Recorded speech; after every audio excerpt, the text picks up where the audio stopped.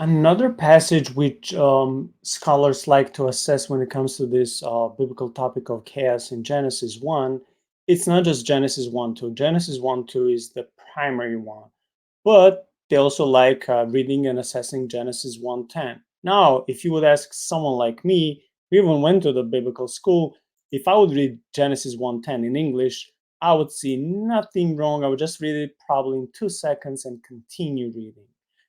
I'll read it now and then I'll just say what scholars are saying. So Genesis 1:10, God called the dry land earth, and the waters that were gathered together he called seas. And God saw that it was good. Okay, so when it comes to Genesis 1:10, it describes seas as in Hebrew yamim, and in verse 21 we also see great sea creatures and monsters as taninim. Again, these are the similar words which pagans are using for their gods and goddesses. And this, according to some scholars, not all, but to some scholars, this can cause um, I wouldn't say theological anxiety, but this can cause them to think, oh, this is another example where the Hebrews borrowed the same ideas, from their neighbors, just because of similarity in words. However, when we read the whole chapter of Genesis 1, we see that Genesis chaos was not evil. Actually, God made it. I have a bunch of reference cross references like Psalms 95, Psalm 95, Psalm 04, Psalm 146, Proverbs 8, Isaiah 40. For everyone who likes to go deeper, that you can take notes. In these passages, you can compare God's chaos and God's waters, and you can see that actually in Genesis 1:10, like we heard the verses finished that, and God saw that this was good.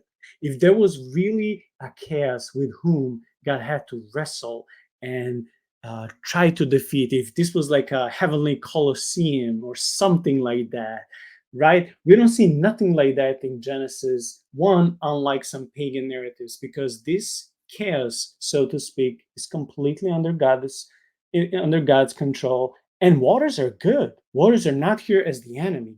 Waters are not here to try to fight God or maybe kill humanity that is about to show on the face of the earth. Actually, waters are serving God's purpose. Is this also what you found in your own research?